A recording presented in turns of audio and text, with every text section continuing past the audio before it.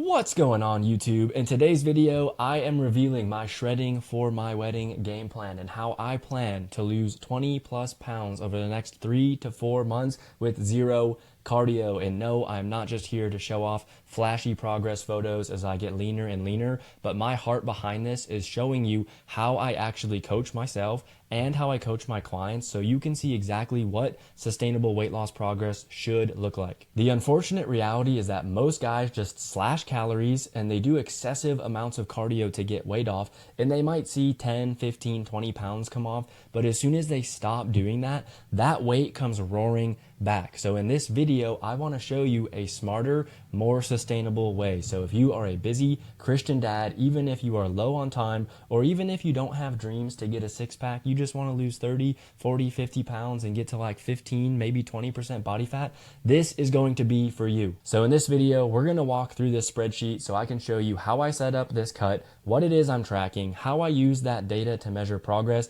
so hopefully you guys can apply the same exact process. Before we get into all of the data, let's start by looking at my progress photos. So as you can see on the left here, this was me from September 2024. So about 6 months ago, I was weighing around 171 pounds. And then this was before my bulk. I decided to put on 12 to 15 pounds. I ended up getting up to 184.8. Let's call it 185, so about 14 pounds in that 6-month time frame. And then this was a couple of weeks ago prior to me starting a maintenance phase and then hopping into the cut. As you can see, I definitely lost a lot of definition. My abs started to go bye-bye. They were hanging on for dear life, so I'm excited to get those back and get even leaner than this with all the new muscle that I built.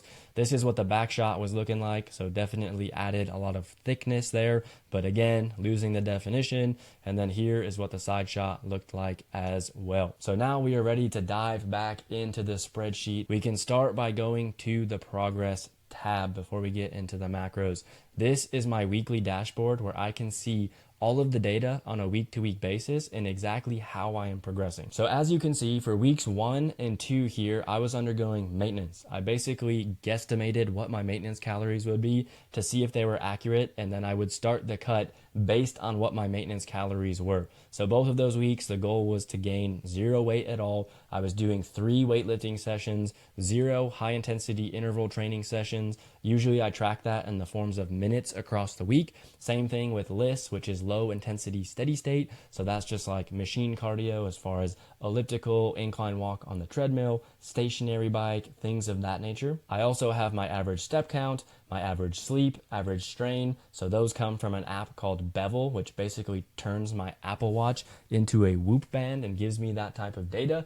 I get my average weight from the week. I see that change in weight. I track my body fat percentage. And then the most important part, because calories are king outside of Jesus being king, of course, I have my target calories, what I actually averaged for that week, and then how close I was to the target. So you can see these last couple of weeks, especially the last 2 here. Week 1 of maintenance, I was a little bit over. Week 2, right on the money. This week 3, this was actually week 1 of my cut, and I was a little bit under my target. So in terms of physical activity, you can see I'm really not doing that much. I'm lifting 3 times per week, 45 to 60 minutes per session. And then instead of doing any cardio, all I did was increase my steps, because you can see for week 1 of my cut, which is week 3 in this spreadsheet, my goal was to lose 1.25 pounds per week, still 3 lifts per week. All I did was increase my steps, because steps are my secret weapon. Instead of having to go to the gym and do cardio, what I did was I used to sit at my desk and do 45 minutes of Bible time every single morning. And instead of doing that now, I still do Bible time, but now it's audio Bible time, and I go for a walk outside for 45 minutes. It's an easy way. I didn't really change my habits around, but now I'm getting an extra 4,000 steps per day, which as you can see over here, my average weight actually went from 184.4 down to 182.7. So I lost 1.7 pounds this week just by changing my calories and changing my steps. So calories, we went from 3,200 down to 2621. So that's about a 600 calorie change, which is usually what I recommend for most people, is increasing your steps and then doing a slight calorie deficit, somewhere around 500, maybe 600 calories if you want to lose a little bit more than 1 pound per week. And before we get into these other tabs, I did want to show you guys guys exactly what my workout program is looking like right now. So there is a Chat GPT bot called OptiTrainer. You can see that over here. I will link this down in the comments below. Obviously, I am capable of designing my own programs, but sometimes I don't really want to think about it. So really what I did was I went to this bot and I said, here are the days I want to work out. Here's how long I want to work out. Here's the equipment I have access to in my garage gym. Spit something out for me. I looked at it and I made some tweaks with it. And this is what we eventually came to. So every day in the morning, I'm doing 45 minutes of low intensity walking. Again, steps are the cheat code. It's low intensity. It's easy on the joints. It doesn't blow out your legs, so you can still train your legs during weightlifting sessions. It's amazing. We don't need to be doing that much machine cardio. Tuesday, full body lift, chest, shoulders, arms, and quads. You can see I'm doing bench press, seated incline curls, overhead tricep extension, dumbbell lateral raise, Bulgarian split squats, and then a core circuit. And running this mile, I haven't even started yet. It's week 1, and I figured that would be a tool that I keep in my back pocket. I've already increased my steps from 8 to 12K. I've already reduced my calories. I don't want to overdo it too much because if the scale stalls out in the future, then I either need to increase steps, increase cardio, or reduce my calories. Those are the only 2 options that you have. So I don't want to start running a mile every single workout, have my body get used to that, and now I have to do even more on top of that. Let's get into Wednesday's workout now. I start that with a seated dumbbell shoulder press. I do a banded lateral raise burnout. I do that with single arm. I do a dumbbell chest fly, a 1-arm dumbbell row, a barbell Romanian deadlift, and then another core circuit. Then on Friday, I go to my buddy Jack's house and we lift in his garage gym. So we'll do some pull-ups, dips, easy bar curl. We do banded tricep push downs. Instead of bands, he actually has like a pulley system for his garage gym where we can do a plate loaded type thing with a rope push down. And then we do some walking lunges, like an overhead plate walking lunge. And again, another core circuit. So you guys can see this really is not that complicated of a plan. If you guys want, you can even screenshot this and go follow this plan. And as long as your diet is somewhat in check, I would imagine you'd see some pretty good progress as well. So now that you guys know everything I'm doing when it comes to physical activity, both steps and 3 lifting sessions per week, I want to zoom in here because this progress dashboard is from a week-to-week basis and not a day-to-day basis. If we come over to the macros tab, that's where we're going to get a clearer picture how things are changing on a day-to-day basis. So again, weeks 1 and 2, we're actually dialing in my maintenance calories, so then I could make a calculated decision on my calorie deficit and how I wanted to play around with steps.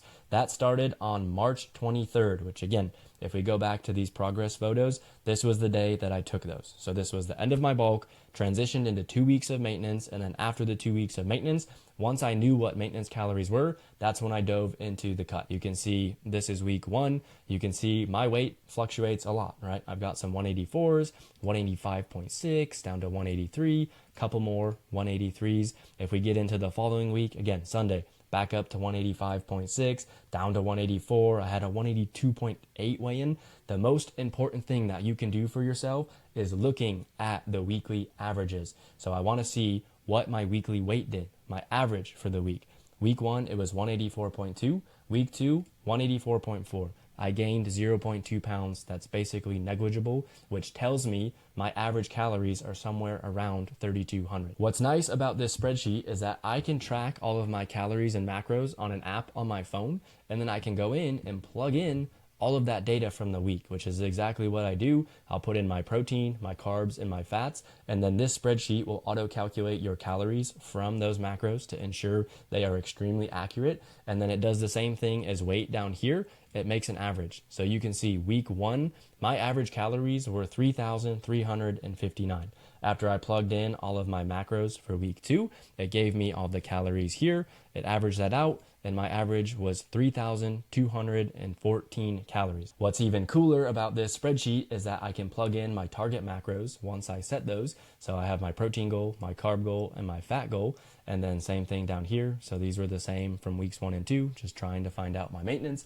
And then what I have here is a little chart to color code how you did in terms of hitting your calories, hitting your protein, and then hitting your carbs and fats as well, because that is the hierarchy of importance. Calories are the most important thing.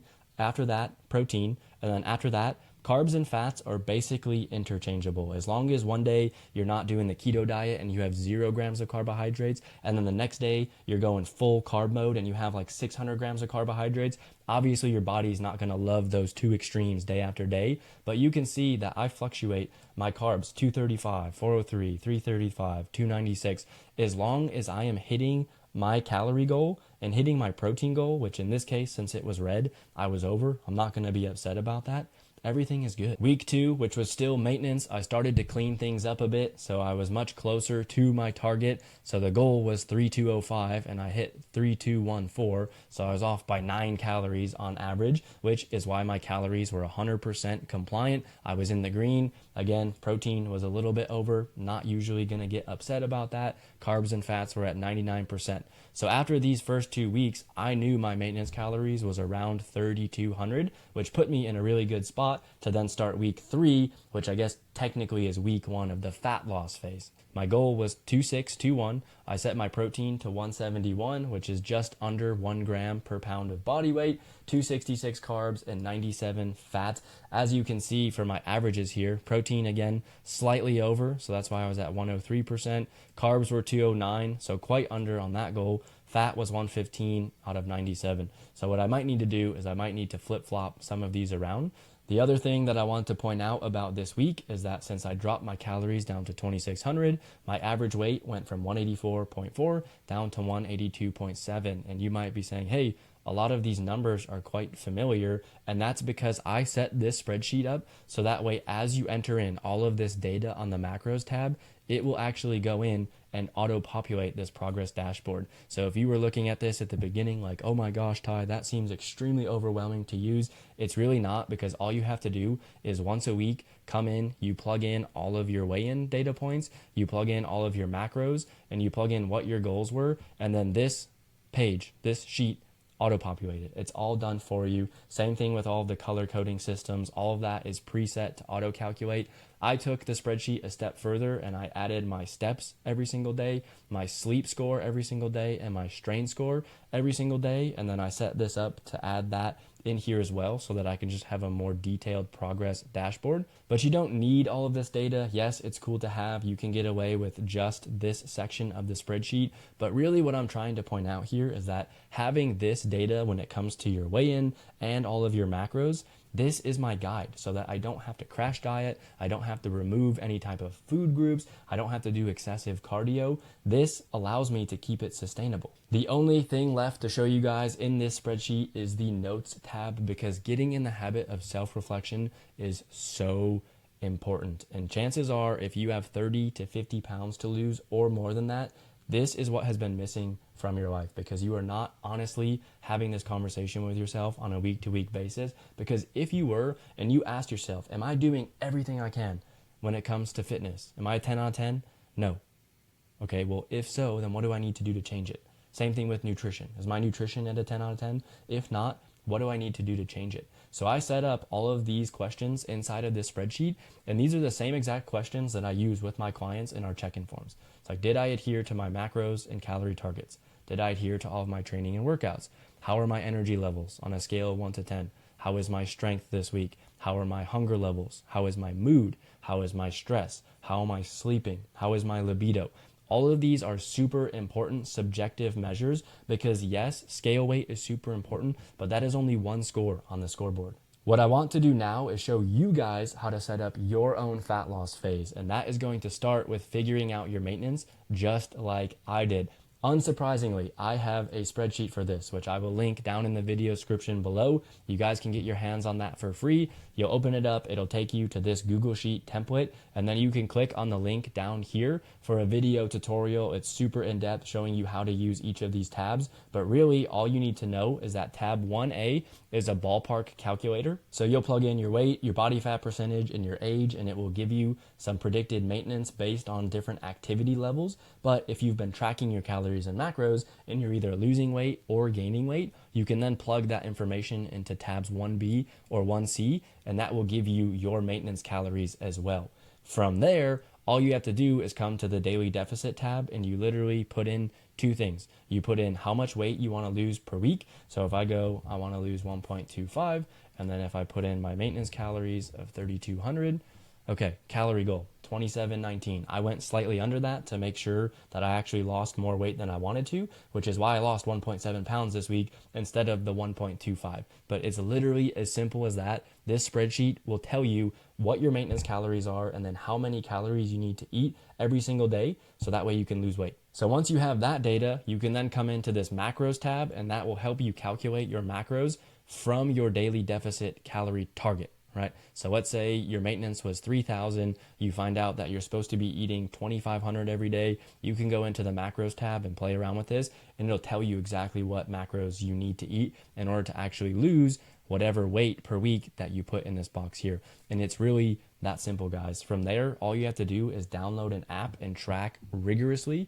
So you can use MyFitnessPal, Lose It, MacroFactor, Avatar. There's a bunch of apps out there, but you cannot measure what is not tracked. Assuming you've done all that and you want to take your tracking game to the next level, I also turned that spreadsheet that we walked through earlier into a template for you guys. So that will also be linked down in the video description box below as well. You can click on that link. It'll take you to this Google Sheet. This is the exact thing that I just showed you that you can use for free. So if you're tracking all of your macros, all of your weigh-in data, you can put in your targets over here, which you just calculated from this spreadsheet. And then the only other thing you need outside of that would be a step goal and a training plan. Step goal, I would say somewhere between 7 to 10,000 per day is a great starting place. And then for a training plan, just go look up this OptiTrainer bot, tell it what you want to do, and now you're ready to go for your own fat loss phase. That's all I've got for you guys in this video. I will check back in a couple of weeks, maybe 3 to 4 more weeks after I can fill out this progress dashboard tab a little bit more